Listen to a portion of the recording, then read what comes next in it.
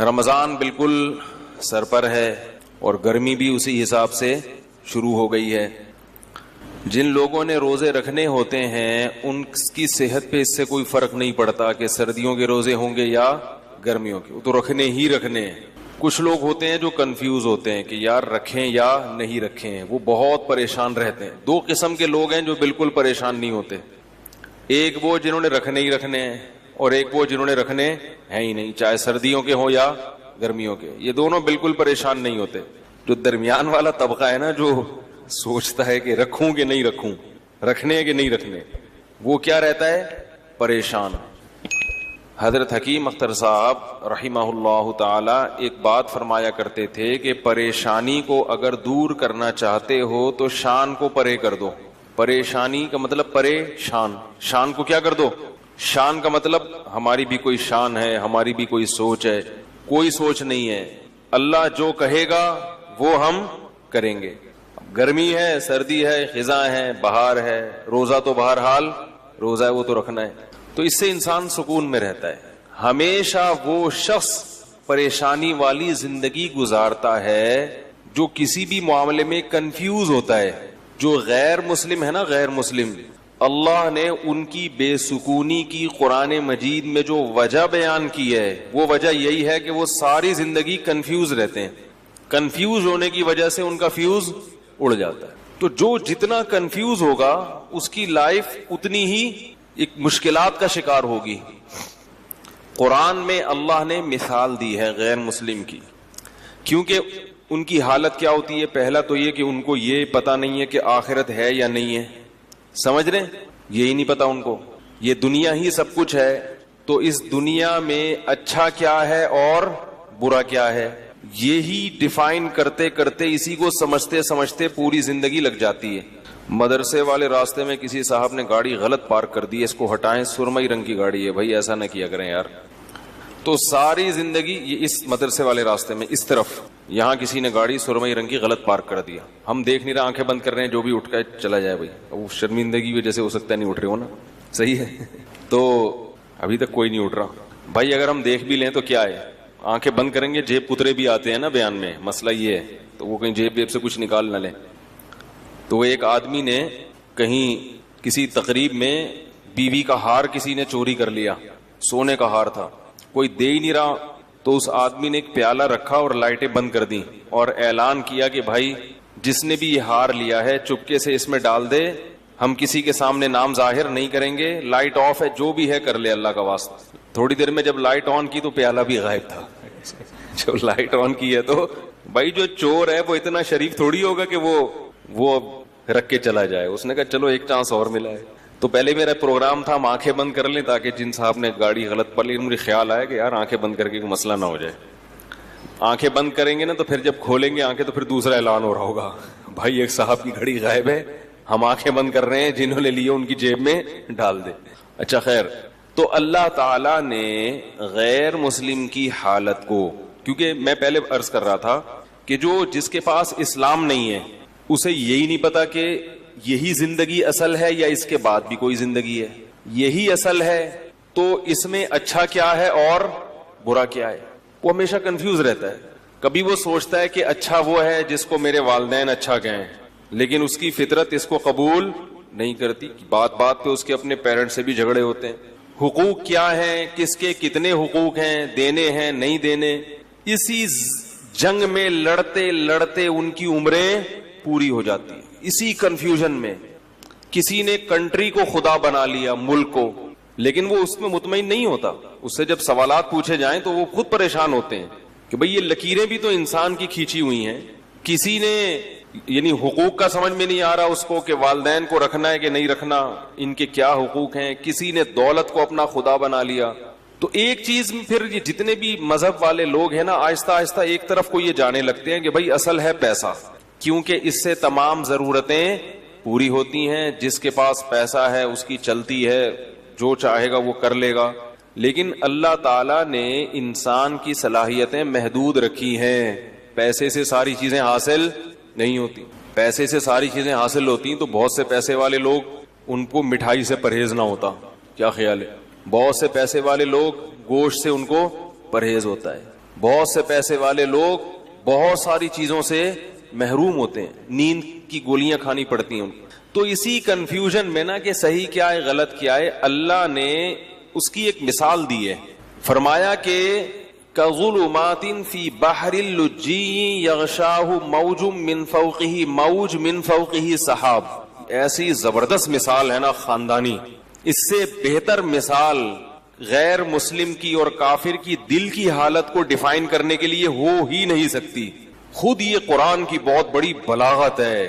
یعنی مجھے اور آپ کو اگر کہا جاتا کہ ایک آدمی حیران ہے, سرگردان ہے, اس کے پاس لائف اسٹائل ہے ہی نہیں کہ صحیح کیا ہے غلط کیا ہے, وہ روزانہ صبح اٹھ کے سوچتا ہے کہ میں صحیح سمت میں جا رہا ہوں کہ غلط سمت میں جا رہا ہوں, کیا کرنا ہے کیا نہیں کرنا, تو اس کی جو حیرانی ہے پریشانی ہے اس کو آپ مثال سے واضح کریں تو ہم کتنی ہی مثالیں لے کر آتے. قرآن نے جو مثال پیش کی ہے اس مثال سے بہتر مثال نہیں ملے گی. قرآن نے کہا کظلمات, کئی اندھیرے ہوں. مثال دی ہے اس کی پریشانی کو, جیسے آپ کسی روڈ پہ چل رہے ہیں, راستے پہ چل رہے ہیں, اب راستہ نظر ہی نہ آئے آپ کو اگر, یا آپ کو یہی نہ پتا ہو کہ میں جس راستے پہ چل رہا ہوں یہ میری منزل تک جا بھی رہا ہے کہ نہیں جا رہا.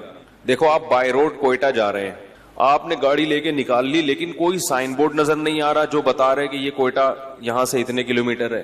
کوئی سائن بورڈ یہ نہیں بتا رہا کہ یہ حیدرآباد جا رہے ہیں. اب آپ چلتے چلے جا رہے ہیں تو ہر لمحہ آپ کی ٹینشن بڑھتی چلی جائے, یار میں دور ہو رہا ہوں یا قریب ہو رہا ہوں, یہ کہیں ایسے ہی تو نہیں قیامت تک چلتا ہی رہوں گا میں. جیسے وہ جنازہ لے کے چلے تھے نا چرسی, نئے لوگ بھی آتے ہیں نا, ایک چرسی کا انتقال ہو گیا, چرسی کی موت ہو گئی, تو باقی چرسیوں نے کہا یار اس کا کیا کریں, پیسے ویسے تو ہوتے نہیں دفنانے کے. انہوں نے کہا فی الحال لے کے چلو دیکھتے ہیں کیا کرنا ہے. چرسیوں میں بڑا ایکا ہوتا ہے آپس میں, تو انہوں نے اس کو جنازے کو چارپائی اٹھائی اور ایسے ہی لے کے چلتے گئے. جب جنازے کو لوگوں نے دیکھا تو آپ کو پتا ہے ایک ایک کر کے کندھا دینے آتا ہے, تو جو نیا آدمی کندھا دینے آتا گیا پرانے والے کھسکتے چلے گئے. ٹھیک ہے, اب رش لگ گیا لوگوں کا, جنازہ ہے جا رہے ہیں پتہ ہی نہیں کہاں جانا ہے. شہر ختم ہو گیا. خیال یہ تھا کہ بھئی شہر کے باہر قبرستان ہوگا, اس کے لواحقین کہیں گے اب یہاں کو ٹرن مارو ادھر کو ٹرن, لیکن چلتے جا رہے. جس نے کٹنا تھا کٹ گئے, جو آخر میں 4 آدمی رہ گئے وہ تو نہیں جنازہ اتار سکتے, وہ جا رہے ہیں. کافی دیر بعد ان کو خیال آیا کہ یار اس کو اتارنا کہاں ہے بھائی, اس کو اتارنا کہاں, کس کا ہے یہ, کون ہے, کس کا ابا ہے, کس کا بیٹا ہے, کس کا بھائی ہے, کس کا چاچا ہے, کس کا ماموں ہے, پتہ ہی نہیں چل رہا. تو چلتے چلے جا رہے ہیں. تو آپ کو منزل ہی کی خبر نہ ہو کہ جانا کہاں ہے تو آپ چلتے چلے جائیں گے اور ٹینشن آپ کی بڑھتی چلی جائے گی. جیسے اس جنازے کی چارپائی والوں کی ٹینشن بڑھ رہی تھی کہ یار کدھر ٹکائیں اس کو. تو اللہ نے مثال دی ہے کظلمات فی بحر, فرمایا بہت سارے اندھیرے ہوں اور کوئی شخص سمندر کی تہ میں ہو. فی بحر لجی, سمندر بھی بہت زوردار لہروں والا گہرا سمندر جس کی گہرائی میں بہت زیادہ اندھیرا ہوتا ہے. وقت بھی رات کا ہو. یغشاہ موج من فوقہ موج, موج کے اوپر موج چڑھی ہوئی ہے, ایسی گہرائی والا سمندر. من فوقہ سحاب, اور کالی رات میں بادل بھی ہوں کالے جو ستارے اور چاند کی روشنی سے بھی رکاوٹ بن رہے ہوں. اور اندھیرے کا یہ عالم ہے اذا اخرج یدہ لم یکد یراہا, جب اپنا ہاتھ نکال کے وہ دیکھنا چاہتا ہے تو اس بات کا کوئی امکان ہی نہیں ہے کہ ہاتھ بھی دیکھ سکے, یعنی کہ ہاتھ دیکھ نہیں پا رہا, یہ ممکن ہی نہیں ہے, اس کا بھی تصور نہیں ہے. حضرت حکیم الامہ مولانا اشرف علی تھانوی رحمہ اللہ تعالی کی جو تفسیر ہے نا بیان القرآن, ایسی خاندانی تفسیر میں نے آج تک نہیں دیکھی. اس کی اردو بہت گاڑی ہے, اس لیے عام لوگوں کی سمجھ میں نہیں آتی. تو خاص طور پہ جو اہل علم حضرات ہیں, میں تو چھوٹا منہ بڑی بات ہوگی لیکن میں ان سے بڑوں ہی کی نسبت سے ایک بات کہتا ہوں کہ اپنے مطالعہ میں بیان القرآن کو لازمی شامل کرو. حقیقی معنوں میں قرآن کی تفسیر ہے, دائیں بائیں نہیں ہوتا, موضوع من گھڑت ضعیف روایتیں نہیں ہوتی, ٹو دا پوائنٹ بات ہوتی ہے اور قرآن کو حل کیا ہوتا ہے, ایران تران نہیں ہے اس میں. بعض تفسیروں میں ایسا ہوتا ہے کہ اللہ کا کلام کم ہے, آپ کا اپنا پروگرام اس میں زیادہ. پھر ہر شخص نے تفسیر کو بھی اپنے حساب سے ڈھالنے کی کوشش کی ہے, ہر آدمی نا آیتوں سے اپنے مطلب نکال کے اس کو. تو بیان القرآن ایک ایسی تفسیر ہے اردو میں مگر گاڑی اردو ہے, ٹو دا پوائنٹ بات ہوتی ہے, ایسا خاندانی ترجمہ, ہوائی فائرنگ نہیں ہے اس میں. ترجمہ کیسا خاندانی کہ اگر انہوں نے کہیں ہی کا لفظ بڑھایا ہے تو حاشیہ چڑھایا کہ میں نے اس ترجمے میں ہی کیوں بڑھایا ہے, یہ کس قاعدے سے, عربی کے کس قاعدے سے استدلال کیا ہے, بھی کا لفظ بڑھایا ہے. تو حاشیے میں عربی میں لکھا ہے کہ یہ بھی میں نے کیوں بڑھایا ہے, اس میں بھی کا لفظ کیوں بڑھایا, ایک ایک لفظ میں کہیں عظیم کا لفظ بڑھا دیا, کہیں تنوین سے کیا یعنی اتنی عربی گرامر کی باریکیاں ہیں کہ وہ علماء ہی سمجھ سکتے ہیں کہ یہ کیسی تفسیر, عوام کو کی پلے پڑنے والی نہیں ہے, یہ بھی پہلے بتا دوں, اردو بہت گاڑی ہے اس کی. تو بیان القرآن میں یہ لکھا ہے, اس میں بلاغت کے نکات بھی ہوتے ہیں.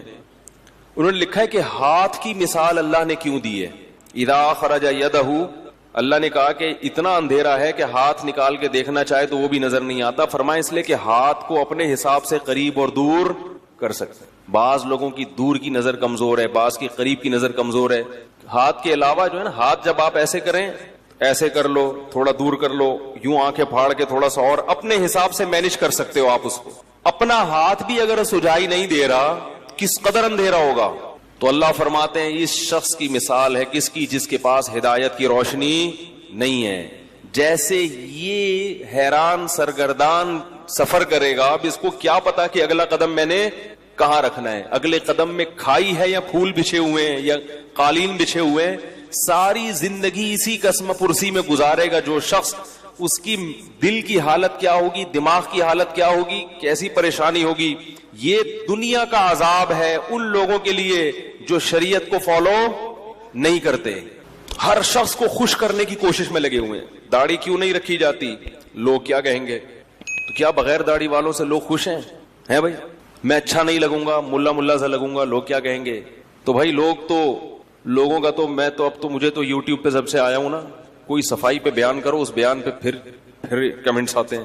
ابھی میں نے الہدیٰ انٹرنیشنل پر بیان کیا, میں نے یہ نہیں کہا کہ معاذ اللہ وہ فرحت ہاشمی صاحبہ معاذ اللہ کوئی غلط خاتون ہے یا وہ غلط کام کر رہی ہیں, یعنی جو درس قرآن کے حوالے سے, یا ان کے درس اچھے نہیں ہیں, کچھ بھی نہیں. میں نے کہا ایک اختلافی مسئلہ بیان کیا کہ بھئی ان کے اس مسئلے سے ہمیں کیا ہے اختلاف, تو وہ بھی تو بیان کرتی ہیں نا.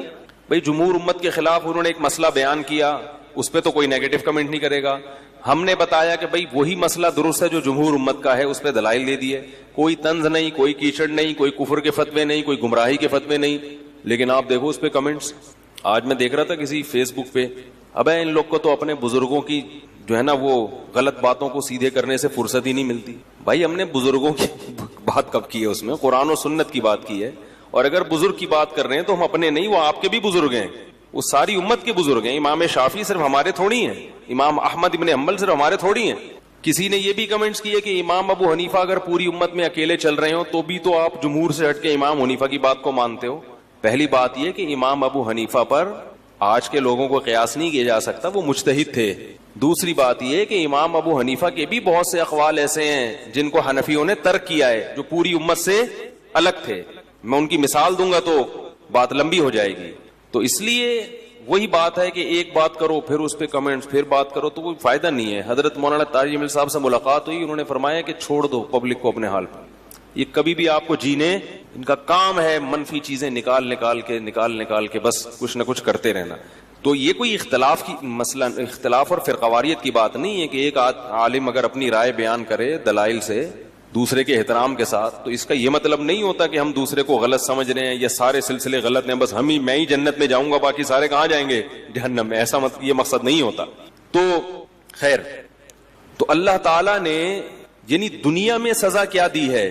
میں یہ عرض کر رہا تھا کہ ہم دنیا کو خوش کرنے کے لیے کام کرتے ہیں مگر دنیا خوش. ایک اور چھوٹی سی بات کر دوں, بات چل پڑی ہے. کسی نے ابھی یہ بھی کہا کہ یہ مفتی طارق صاحب جو ہیں کروڑوں روپے کما رہے ہیں یوٹیوب سے. یہ کیا کر رہے ہیں, ایک دھیلا بھی نہیں کما رہا, ایک سکہ رائج الوقت بھی نہیں کما رہا. نہیں آ رہی بات. میرا جو اپنا چینل ہے وہ بھی ابھی تک ہم نے رجسٹرڈ نہیں کیا, اور میرے بیانات سے لوگ کروڑوں روپے کما چکے ہیں جن پر میں نے کوئی پابندی نہیں لگائی اور ان سے ایک روپیہ بھی نہیں مانگا. یہ اتنا بڑا ظرف مولویوں ہی کا ہوتا ہے, سمجھ رہے ہیں. حالانکہ میں اگر ان سے کہوں کہ آپ 80% مجھے دیں گے, 20% آپ رکھیں گے, تو ان کو ماننا پڑے گا یہ, اور وہ پھر بھی مجبور ہوں گے کیونکہ وہ میرے بیانات سے اتنے پیسے کما رہے ہیں. نہیں آ رہی میرا خیال ہے بات. پھر بھی نہیں میں کہتا ان سے, مجھے غیر اخلاقی حرکت لگتی. ٹھیک ہے یار, کمانے دو, بیان تو پھیلا رہے ہیں نا, تبلیغ تو ہو رہی ہے, لیکن اس کے کچھ نقصانات سامنے آئے ہیں. تو ان نقصانات کو کنٹرول کرنے کے لیے پھر ہم ابھی اس کو اپنے چینل کو رجسٹرڈ کروا رہے ہیں.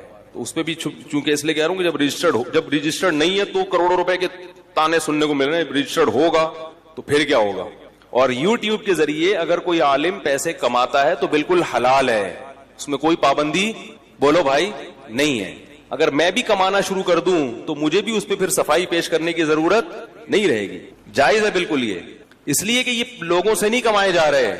یعنی یہ جو لوگ چینل کے ذریعے پیسے کما رہے ہیں, مختلف چینلز ہیں, تو لوگ مجھے کہتے ہیں یہ تو آپ کے چینل سے پیسے کما رہے ہیں, ان کو روکو. میں نے کہا پیسے کمانے سے کیوں روکوں میں کسی کو بھائی.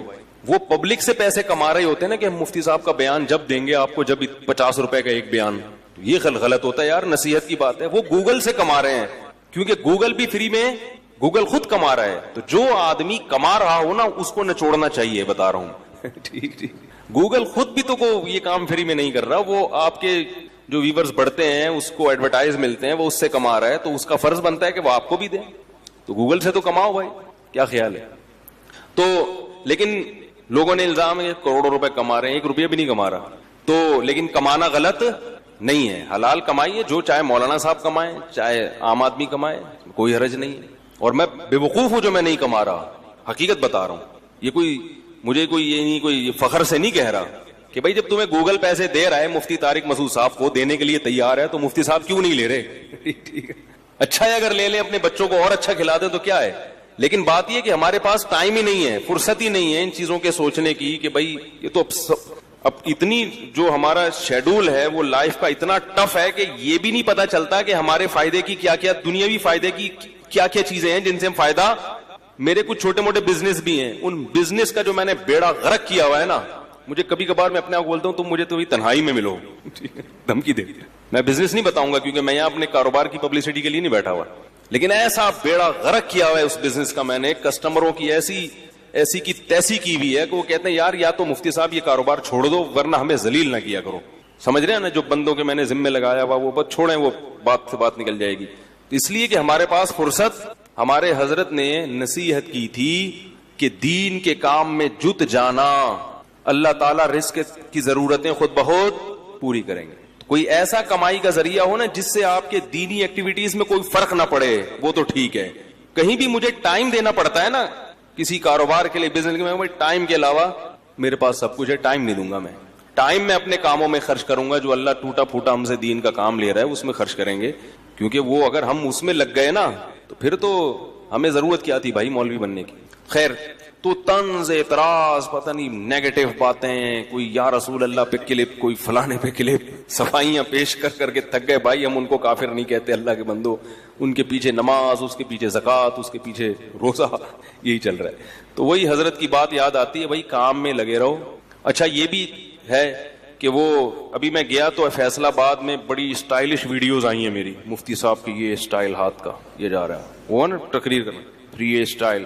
میں خود دیکھ کے حیران ہو گیا, میں نے کہا کوئی فلم ہے یا مفتی صاحب کا بیان.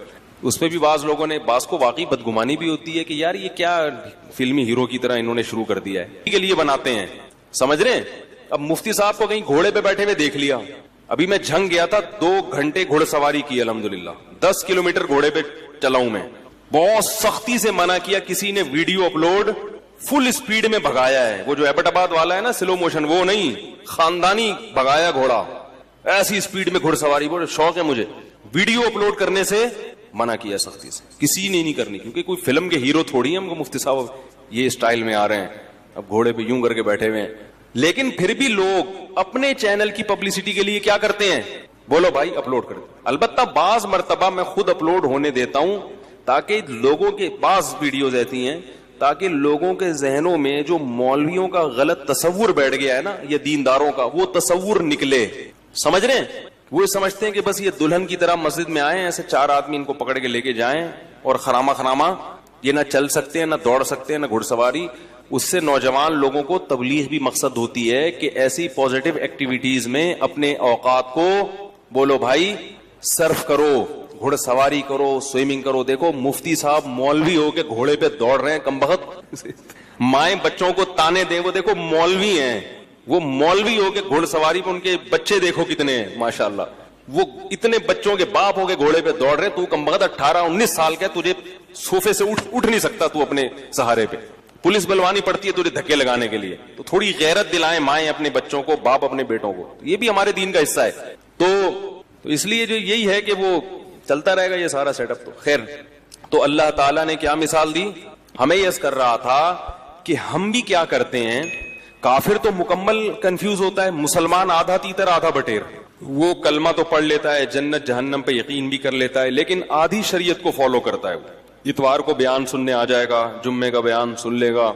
लेकिन बहुत सारी चीजों में क्या करेगा, यार नहीं यार ये बीवी नाराज हो जाएगी, यार ये तो अब्बा, ये तो दोस्त बोलेंगे यार तुम तो प्रोफेशनल मौलवी लग रहे हो बिल्कुल ही यार, तुम तो बिल्कुल ही यार यानी अजीब से हो गए हो। इस तरह की बातें लोग करते हैं। तो ऐसे लोग ये समझते हैं कि हम लोगों को खुश करके सुकून की जिंदगी गुजारेंगे, हालांकि वो सुकून की जिंदगी नहीं गुजार सकते। क्यों? कुरान ने इसको बड़ा अच्छी मिसाल से समझाया है। फरमाया ज़रबल्लाहु मसलन रजुलन फीही शुरकाउ मुतशाकिसूना व मसलन व रजुलन सलमन लिरजुल।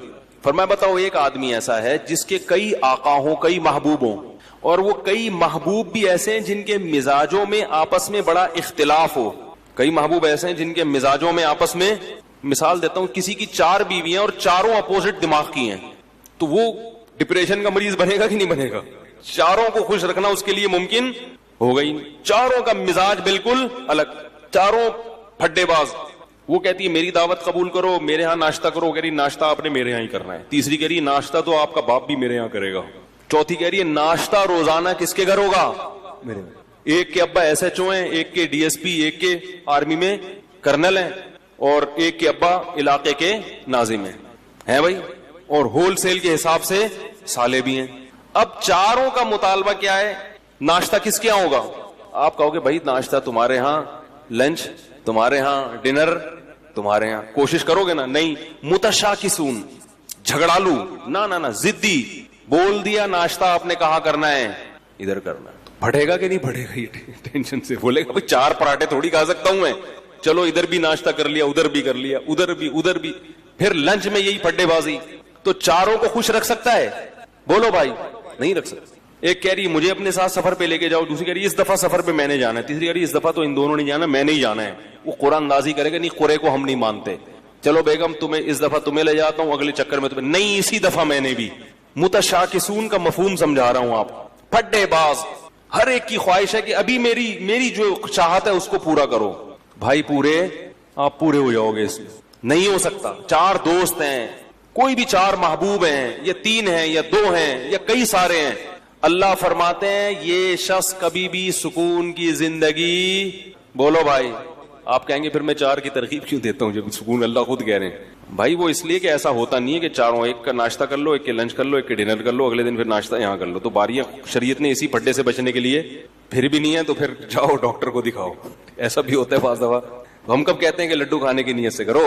हम तो कहते हैं भाई जिहाद है, पिटोगे ठीक है, ये तो हम पहले कहते हैं। सवाब मिलेगा मगर पिटने का अलग मिलेगा और शादी का अलग से मिलेगा। तो जरूरत है मुआशरे की। तो अल्लाह ताला फरमाते हैं कि एक आदमी है, ऐसे हैं जिसके महबूब हैं, जिसके कई खुदा हैं। एक खुदा को खुश करते हो, दूसरा खुदा नाराज हो जाता है। दूसरा वो है सलमल रजुल, जिसका सिर्फ एक आका है, उसको पता है सिर्फ मैंने इसको खुश करना है, इसकी चाहतों को पूरा करना है। फरमाए बताओ हल यस्तवियानी मसाला, क्या सुकून और इत्मीनान में दोनों बराबर हो सकते हैं? आज मसला ये है कि हमने एक अल्लाह को महबूब हकीकी बनाया ही नहीं है। जुम्मे की नमाज पढ़ लेते हैं अल्लाह को खुश करने के लिए, एक आध रोजा भी रख लेते हैं अल्लाह को खुश करने के लिए, ईद पे नहा भी लेते हैं अल्लाह को खुश करने के लिए, लेकिन बहुत सारे काम हैं जिनसे अल्लाह नाराज हो रहा है मगर बीवी बच्चे खुश हो रहे हैं, वो भी चलेगा साथ में। जहेज भी ले रहे हैं, नफ्स खुश हो रहा है इससे, सूद भी खा रहे हैं, बैंक की जॉब भी कर रहे हैं। रमजान में जिस दिन देखा कि यार जरा आज बड़ा मुश्किल लगेगा, ऑफिस में दिल नहीं लगेगा अगर मैंने कुछ खाया पिया नहीं, तो रोजा गोल। एक साहब का मेरे पास फोन आया कि हजरत मैं वो 11 बजे ऑफिस आया हूँ, मैंने सोचा था कि अगर गर्मी सख्त हुई तो छोड़ दूंगा, गर्मी कम हुई तो रख लूंगा, तो 11 बजे मैं नियत कर सकता हूँ, आज मौसम अच्छा है। मैंने कहा यार तुम अजीब आदमी हो, रखना है भाई ये तो रखना ही रखना है। तो कभी किसी को बाबूद, कभी किसी को माबूद, तो इससे लोग क्या होते, और ये सब क्या है, एक दूसरे के मुखालिफ भी हैं। सारी मखलूक को, सारे इंसानों को आप कभी भी खुश, सारे रिश्तेदारों को खुश नहीं कर सकते। अम्मा को खुश करो तो बीवी नाराज, बीवी को खुश करो तो अम्मा नाराज, बहनों को खुश करो तो बेगम नाराज। अजीब सा हिसाब चल रहा है, तो कहीं भी नहीं हो सकता। इसलिए एक कानून बना दो भाई, हमारा रब कौन है? अल्लाह है, सबसे पहले वो है, बाकी सब उसके बाद।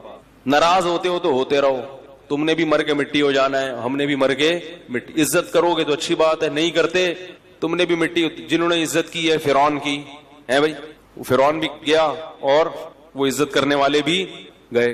फिरौन गर्क ना भी होता तो भी अब तक तो वैसे ही मर चुका होता। तो वो रंग रलियों पे जमाने की न जाना ए दिल, ये खिजा है जो अंदाज़े बहार आई है। जितनी मर्दी इज्जत हो, शोहरत हो, मिट्टी में दफन करने के बाद ना 2-4 दिन के बाद कोई भी याद नहीं करता। ऐसी दुनिया की हकीकत है।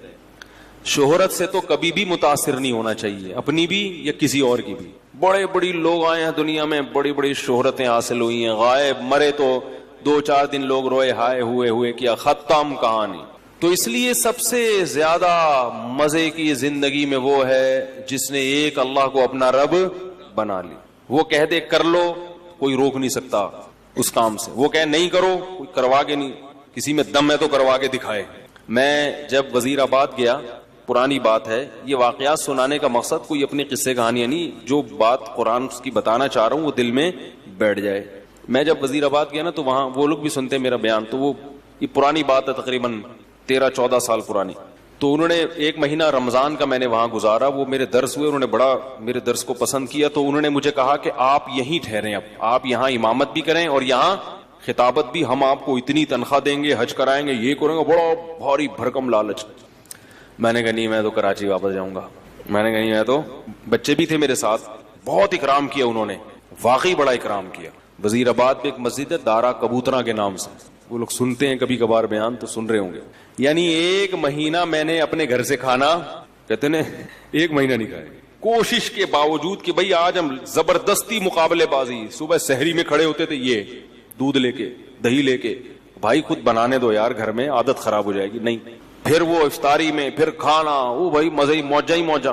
पंजाब वाले माशाल्लाह खिलाने पिलाने में, कराची वाले भी खिलाते हैं कि पंजाब वाले खाते भी है ना, तो जो अब वो अपने हिसाब से भी खिलाते हैं। कराची वाला तो नहीं वाले, वो खुद भी पेट भर जाएगा उसका, आपको भी वो समझेगा पेट भर गया, सामने वाले सेहतें नहीं है यहाँ पे।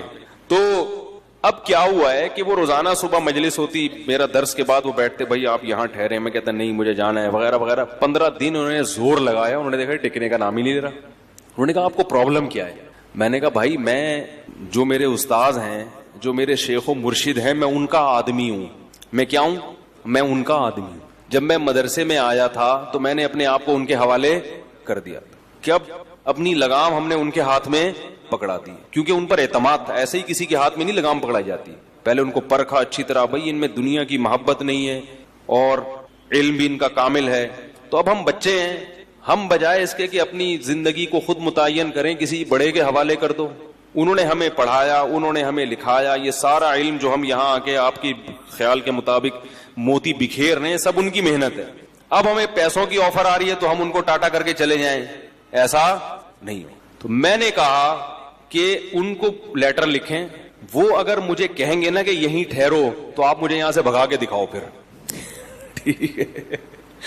अगर वो मुझे कहते हैं कि ये मस्जिद से जाना नहीं, तो मैंने कहा फिर आप मुझे यहां से भगा के दिखाओ। और अगर वो कहते हैं कि यहां नहीं रहना, मैंने कहा आप जंजीरें बांध लो, मुझे जैसे मौका मिलेगा मैं वो काट के भाग जाऊंगा। बेलगाम ऊंट जो होता है ना, शुतर बेमुहार, कभी उधर भाग रहा है कभी उधर भाग रहा है, वो किसी काम का नहीं होता। जुड़े पहले मरकज मुतय्यन करने में टाइम लगा है, ऐसा नहीं कि किसी पे भी एतमाद करके अपनी जिंदगी की लगाम उसके हाथ में दे दी, ऐसा नहीं है। परखना पड़ता है, जांचना पड़ता है। मैंने कहा हमें अपने बड़ों पर अल्हम्दुलिल्लाह भरपूर एतमाद है। 8-10 साल उनकी सोहबत में हमने गुजारे हैं। मेरा ये ख्याल है कि मुझे इनसे ज्यादा बेहतरीन लोग इस दुनिया में मिल ही नहीं सकते थे। अल्लाह ने पता नहीं वालदैन की कौन सी नेकी कबूल की, ऐसे लोगों के पास हमें पहुंचा दिया। तो उसकी बरकतें हैं, अल्लाह ताला टूटा फूटा काम ले रहा है। तो उससे देखो ये फायदा क्या हुआ मुझे कि ख्यालात मुंतशिर नहीं हो रहे, सुकून आ गया तबीयत में। भाई वो कहेंगे तो कर लेंगे, नहीं कहेंगे तो नहीं करेंगे। वरना इंसान मैंने ऐसे लोगों को भी देखा, उलमा को भी, जो परेशान कि क्या करें अब, उनकी जिंदगी भी किस में गुजर रही है, परेशान। फिर पैसे की मोहब्बत आ जाती है یار دین کے تو یہ والے اس میں پیسہ زیادہ تو ادھر چلو, جب پیسے کی طرف آئے تو پھر پیسہ اصل مقصد بن گیا, تباہ ہو گئے. تو ہمیشہ انسان کی سکون کس میں ہے کہ وہ اس کو یہ پتا ہو کہ میں نے کس ٹریک پر زندگی گزارنی ہے, اس میں سکون ہے انسان کی طبیعت میں, آرام سے سکون سے. اکابر پرستی الگ چیز ہے. اکابر پرستی کا مطلب یہ کہ آپ کے بزرگ کچھ بھی الٹا سیدھا کریں آپ نے ان کو صحیح کرنا ہے, ایسا نہیں ہے الحمدللہ, یہ نہیں ہے. ہمارے بڑوں سے بھی بعض, ہماری کوئی حیثیت نہیں ہے لیکن بعض چیزوں میں ہم بول دیتے ہیں کہ بھئی یہ والی رائے ہماری نظر میں, میرے شیخ تو 4 شادیوں کے قائل نہیں ہے, میں نے اس میں اپنے شیخ کی مخالفت کی ہے. ٹھیک ہے, وہ نہیں قائل ہے اس کے, وہ کہتے ہیں اس زمانے میں, میں نے کہا نہیں ہونی چاہیے, میری دلائل ہے اس پہ, کتاب ہے. میں کہتا ہوں بھائی مجھے ان دلائل کا کوئی جواب دیں. شیخ کے بارے میں یہ تصور کہ بھائی وہ دوسرے کاموں میں مشغول ہیں, دین کے کاموں میں, ان کو اس ٹاپک پر سوچنے کا موقع, اگر وہ سوچتے تو وہ بھی یہی کہتے جو میں کہہ رہا ہوں. نہیں موقع ملا تو چھوڑو ان کو اپنے حال پہ, آپ اپنا. لیکن ان کا بھی ظرف اتنا بڑا ہے کہ ان کو بھی پتا ہے کہ اس کی ایک اس بارے میں رائے ہے, اور جو چیز حلال ہے اس میں وہ پابندی. تو یہ بھی تو سلیکشن ہے نا ہماری کہ ایسے لوگوں کو ہم نے سلیکٹ کیا ہے. ان کو بھی پتا ہے کہ حدود سے, مرید کو اپنے حدود اللہ سے باہر. بعض شیخ کیا کرتے ہیں, مرید نے شادی کی خانقاہ سے کک آؤٹ, یا مرید نے کوئی ٹوپی ٹرینڈ نہیں کروائی تو خانقاہ سے کک آؤٹ. تو بھائی یہ ٹرینڈ وینڈ یہ جو ہے شریعت تھوڑی ہے, یہ تو حدود اللہ پر قائم. خیر, تو سکون کس میں ہے؟ سکون ایک کو بڑا بنانے میں, اور وہ اصل کون ہے؟ اللہ. اس کو بڑا بنا لو, زندگی خدا کی قسم بڑی مزے کی گزرے گی. حضرت معاویہ رضی اللہ تعالی عنہ نے حضرت عائشہ رضی اللہ تعالی عنہا کو خط لکھا کہ اے, یعنی اپنی ماں کہہ کے خطاب کیا کہ آپ مجھے کوئی نصیحت کریں. حالات عائشہ تو حضرت معاویہ سے عمر میں بہت چھوٹی تھی, مگر جانتے تھے کہ پیغمبر کی زوجہ ہیں اور ہماری ماں ہیں, تو ان سے نصیحت لے رہے ہیں. فرمایا نصیحت مختصر ہو, جامع ہو, مختصر ہو. حضرت عائشہ نے نصیحت کی کہ جو لوگوں کو خوش کرنے کے لیے اللہ کو ناراض کرتا ہے, اللہ اس کو لوگوں کے حوالے کر دیتے ہیں, اور پھر لوگ بھی اس سے خوش نہیں ہوتے. اور لوگوں کی ناراضی کی پرواہ کیے بغیر اللہ کی رضا میں لگا رہے تو لوگ بھی کیا ہو جاتے ہیں, بالآخر خوش ہو جاتے ہیں. اس طرح کا مفہوم ہے, پورے الفاظ نہیں ہے یہ. تو ایک کو اگر اللہ خدا بنا لیا جائے نا, بس وہی ہے, تو سب سے پہلا فائدہ کیا ہوتا ہے زندگی میں؟ سکون. آپ کو منزل کا پتہ چل جاتا ہے. تو اس لیے میں اتنی لمبی تقریر کر رہا ہوں کہ دیکھو بھائی, یہ جو فرائض و واجبات ہیں اس میں ہمارے پاس آپشن نہیں ہے. رمضان کے روزے صرف مسافر چھوڑ سکتا ہے اور بیمار, ان 2 کے علاوہ کوئی بھی روزہ نہیں چھوڑ سکتا. اور سفر میں بھی اگر تکلیف اور مشقت نہ ہو تو روزہ رکھنا افضل ہے تاکہ رمضان کی فضیلت حاصل ہو. وہ جو حدیث میں آتا ہے لیس من البر الصیام فی السفر, سفر میں روزہ نیکی نہیں ہے, وہ اس سے وہ سفر مراد ہے جس میں تکلیف ہو, مشقت ہو. آج کل جہازوں کے سفر ہیں, ٹرینوں کے سفر ہیں, بسوں کے سفر ہیں, بہت آرام سے روزہ رکھ سکتے ہیں, نہیں چھوڑنا چاہیے, اس میں فضیلت سے محروم ہو جائیں گے رمضان کی. تو اس لیے پہلا تو یہ کام کرنا ہے کہ ہمت کرنی ہے, کسی نے بھی ایک بھی روزہ قضا, بولو بھائی. اس کے آخرت کے فائدے تو بہت ہیں جو آپ علماء سے سنتے رہتے ہیں, میں کچھ دنیا کے فائدے آپ کو بتا دیتا ہوں. آخرت کے فائدے تو بہت ہیں نا, وہ تو آپ کو خود محسوس ہوگا جب روزہ رکھتے ہیں. رمضان کے آخری عشرے میں دل نرم ہو جاتا ہے. اللہ نے روزے دار کا جو بھوکا پیاسا رہتا ہے نا, اس کے لیے جنت میں الگ دروازے بنائے ہیں, اور ان کے نام کیسے رکھے ہیں؟ ریان, سیراب کرنے والا, کیونکہ اس نے اللہ کی خاطر پیاس برداشت کی. اللہ اس کو اپنی دست رحمت سے سیراب کریں گے الگ سے. اور یہ عبادت مسلمانوں کے علاوہ کسی اور کے پاس نہیں. کہیں آپ نے دنیا میں سنا کہ فلاں قوم کے ہندوؤں کے روزے آئے ہوئے سارے ہندو بھوکے پیاسے؟ کہیں بھی نہیں. وہ رکھتے ہوں گے شاید, کوئی ان کے پنڈت رکھ لیتے ہو, نہ سکھوں میں نہیں. مسلمانوں کا جیسے ہی رمضان آتا ہے پوری دنیا میں ایک بہاریں چھا جاتی. یہ اس کی علامت ہے کہ اسلام زندہ اور جیتا جاگتا مذہب ہے, زندہ مذہب ہے, تھکا ہوا مرا ہوا بیمار مذہب نہیں ہے. پوری دنیا میں ہلچل مچ جاتی. جو روزے نہیں بھی رکھتے نا, وہ تھوڑے سے ٹریک پہ وہ بھی کم از کم افطاری میں تو بیٹھ ہی جاتے ہیں. وہ بھی یہ اللہ کی بڑی رحمت ہے. ٹھیک ہے, یعنی اثر تو ان کی زندگی میں ہی پڑتا ہے نا, ان کی بھی کھانے پینے کی ٹائمنگ تھوڑی سی چینج ہو جاتی. تو روزے کے اخروی فائدے کیا ہیں وہ تو ایک الگ بات ہے. روزے کے صحت کو کیا فائدے ہوتے ہیں اگر وہی آپ لوگ کو پتہ چل جائیں تو میں کہتا ہوں وہی چیز ایسی ہے جو انسان سے روزے رکھوا دے. بھوکا رہنا صحت کے لیے انتہائی مفید ہے. پہلی بات یاد رکھو, بھوکا رہنے سے صحت کو کوئی نقصان نہیں ہوتا, کوئی نقصان نہیں. وقتی نقصان کو نقصان نہیں کہتے ہیں. دیکھو جب آپ ایکسرسائز کرتے ہو, صبح صبح اٹھ کے جاگنگ کرتے ہو, وقتی نقصان تو اس میں بھی آپ کی انرجی یوٹیلائز ہو گئی, آپ تھک گئے, پسینہ نکلا, تھکاوٹ, سانس پھول گیا, تھوڑی دیر تک آپ سے ہلا بھی نہیں جائے گا. یہ نقصان نہیں ہے. کیوں؟ یہ وقتی نقصان ہے جو آپ کو آگے بڑے بڑے نقصانات سے بچا رہا ہے. ہوتا ہے کہ نہیں ہوتا؟ تبھی ڈاکٹر کہتے ہیں ایکسرسائز کرو, یہ کرو, وہ کرو, ہلو جلو. آپ کو یار میں نیچے پڑا ہوا ہوں تو میری انرجی کیا ہو رہی ہے؟ اسٹور ہو رہی ہے. ٹھیک ہے, کیا کرنا ہے اسٹور کر کے؟ بھائی انرجی کو یوٹیلائز کرو. تو ہماری انرجی یوٹیلائز ہونے کے بہت سارے طریقے ہیں, انرجی سرو ہونے کے بہت سارے, وہ سارے طریقے صحت کے لیے ضروری ہیں. مثلاً انرجی کو سرو کرنے کا, دیکھو اس کی میں مثال دیتا ہوں. دریا میں پرانا پانی نکلتا ہے تو نیا پانی, بول لو یار, آئے گا نا. اگر دریا میں پانی کھڑا رہے کہ پانی اسٹور ہے, دریا طاقتور ہو, نہیں ہوگا, سڑ جائے گا, کیڑے پڑ جائیں گے. پانی نکلے گا, پرانا پانی کنویں سے پرانا نکلے گا تو نیا پانی آئے گا. کنواں بھرا رہے گا. کنواں خالی جب ہوگا جب پرانا نکل رہا ہے اور نئے پانی کی جگہ نہیں ہے, یہ پیچھے نیا پانی ختم ہو گیا ہے. تو ہماری جو انرجی ہے نا, یہ دریا کے پانی کی طرح ہے. یہ سرو ہوتی رہے گی, یوٹیلائز ہوتی رہے گی, اور نئی خوراک جسم میں جاتی رہے گی. تو یہ دریا کی طرح ہمارا بلڈ کیا کرے گا؟ سرکولیٹ کرتا رہے گا اور تازہ ہوتا رہے گا. تو میرا ایک بیان تھا نا کہ جو خواتین نسل روکتی ہیں ان کی صحت خراب ہو جاتی ہے, اس میں بھی میں نے یہ بات سمجھائی ہے کہ نسل جب بڑھتی ہے اور خوراک صحیح ملتی رہے عورت کو, تو وہ بلڈ جو ہے نا نیا تازہ بنتا ہے, دوبارہ سے وہ فریش ہو جاتی ہے اور ان کی صحت زیادہ اچھی ہوتی ہے بنسبت ان خواتین کی جو بچوں کی پیدائش کو روک لیتی ہیں. وہ جلدی بوڑھی ہو جاتی ہیں. لیکن یہ ضروری ہے کہ خوراک پراپر ملتی رہے, اس لیے کہ آپ کنویں سے پانی تو کھینچ کے نکال رہے ہیں, نیا پانی زمین میں ہے ہی نہیں, پھر تو وہ ختم ہو جائے گا. ورزش کرنے والا آدمی کھاتا ہے نہیں اور ورزش کرتا رہتا ہے, وہ تو سوکھ کے, یا کسی خاتون کے بچوں کی ولادت تو ہو رہی ہے مگر پراپر خوراک نہیں مل رہی, مل بھی رہی ہے تو غلط ناقص خوراک مل رہی ہے. اس کو کھجور اور دودھ, جو ایک میں اکثر مثال دیتا ہوں, بتاتا رہتا ہوں, بھائی کھجور اور دودھ جو ہے نا یہ اپنی خوراک کا حصہ بنا لیں, بچوں کا بھی, خواتین کا بھی. خاص طور پہ جو خواتین بچوں کو فیڈ کرا رہی ہیں یا جو پریگنینسی ہے جن کو, کھجور اور دودھ اس قسم کی چیزیں کھانی چاہیے. نبی صلی اللہ علیہ وسلم نے کھجور کو پاکیزہ پھل قرار دیا ہے. پاکیزہ کا مطلب کیا ہے؟ یہ بادی نہیں ہے, اس سے خراب خون پیدا نہیں ہوتا, اچھا صالح خون پیدا ہوتا ہے, اس سے پیغمبروں کی خوراک ہے.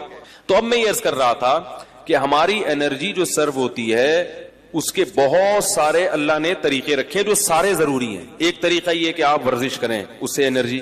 ایک طریقہ یہ جسم سے پسینہ نکلے. ایک طریقہ یہ ہے کہ آپ جو ہے عورت کے لیے جیسے بچے کو فیڈ کرائے, اس سے بھی انرجی سرو ہوتی ہے. اس کی نکاح کے بعد انسان کی انرجی زیادہ خرچ ہوتی ہے. تو یہ سارے طریقے. اس طرح ہجامہ جو کرایا جاتا ہے, خون نکالا جاتا ہے, اس سے بھی آپ کی صحت. بھائی آپ ویسے کسی کو خون دیں, سب ڈاکٹر کہتے ہیں خون دینے سے صحت خراب نہیں ہوتی, بلکہ میں ایسے لوگوں کو جانتا ہوں ہر 6 مہینے میں خون دے رہے ہیں اور 10 سال سے ان کو کوئی بیماری نہیں ہوئی ہے. ہر 6 مہینے میں خون دے دیتے ہیں, کیونکہ پرانا خون نکلتا ہے, نیا بنتا ہے, تو بیماریوں کو ڈیرا جمانے کا موقع ملتا ہی نہیں ہے. اسی طرح یاد رکھیں کہ کچھ وقت کے لیے سپلائی کو روک لینا, خوراک کی سپلائی کو روک لینا, تاکہ میدا جو ہے نا, میدا اور ہماری باڈی, وہ جتنے ہمارے جسم میں فاسد مادے ہیں ان کو استعمال کر کے کام میں لے آئے, کچرا جل جائے, سمجھ آئی, تاکہ بیماری کے جتنے امکانات تھے وہ سارے امکانات کیا ہو جائیں, ختم ہو جائیں. تو یہ بھی ہماری صحت کے لیے اتنا ہی ضروری جتنا ایکسرسائز کرنا ضروری ہے. کیسے سمجھائیں یار, ہے نا کئی ہفتوں. تو کیا ہوتا ہے, ہم جب کھا رہے ہیں, پراٹھے بھی کھا رہے ہیں اور پتہ نہیں کیا کیا کھا رہے ہیں, جائیدادیں بھی کھا رہے ہیں, بہن کی وراثت بھی کھا رہے ہیں, بیوی کا مہر بھی کھا لیا, رشوت بھی کھا لی, اور کیا کیا کھا لیا. اب وہ تمام چیزیں ہماری ایکسرسائز سے یوٹیلائز نہیں ہوتی. یہ غلط فہمی ہے. ایکسرسائز ہر چیز کا آخری حل نہیں ہے, پھر بھی وہ کہیں نہ کہیں کونے کھانچوں میں رہ جاتے ہیں. اب میں دیکھو میڈیکل سائنس کی زبان نہیں استعمال کروں گا کیونکہ میں ڈاکٹر نہیں ہوں. بعض لوگ کہتے ہیں ڈاکٹروں کی جگہ آ کے نا بڑے فنٹر گیری کر رہے ہیں, ان کو کیا پتا. تو میں تو اپنی زبان میں آپ کو سمجھاؤں گا نا, یا جو بالکل سادہ زبان میں, کیونکہ میں ڈاکٹر تھوڑی ہوں. لیکن یہ صحت کے بنیادی اصول ہیں اور یہ ڈاکٹر بھی کہتے ہیں. آپ سرچ کرو, آپ کو پتا چلے گا. جو گوروں کی بنائی ہوئی ویب سائٹس ہیں ان میں آپ جاؤ جو اوتھینٹک ہیں, وہ بھی اس بات کا اقرار کرتے ہیں کہ روزہ رکھنا انسان کی صحت کے لیے انتہائی ضروری. آپ کو پتا ہے گورے اس پر آ رہے ہیں کہ ہفتے میں 5 دن کھاؤ, 2 دن فاسٹنگ. یہ بالکل اسلام ہے. نبی صلی اللہ علیہ وسلم نے ہفتے میں 2 دن روزہ رکھنے کا حکم دیا, سنت ہے, پیر اور جمعرات کا روزہ. گورے بھی یہ تحقیق کر رہے ہیں کہ 5 دن کھاؤ, 2 دن بولو بھائی ناغا کرو. تو ہوتا کیا ہے کہ جب ہم بھوکے رہتے ہیں وقتی طور پہ کمزوری ہوتی ہے, روزے میں ظاہر ہے کمزوری ہوتی ہے, ایسے فریش نہیں ہو, اثر کے بعد تو ایسے مرجے سے میں دیکھتا ہوں اثر کی نماز میں جو وہاں بیٹھا ہوا ہے تو ادھر بیٹھا ہوا ہے, کوئی کسی پہ اعتراض نہیں کرتا.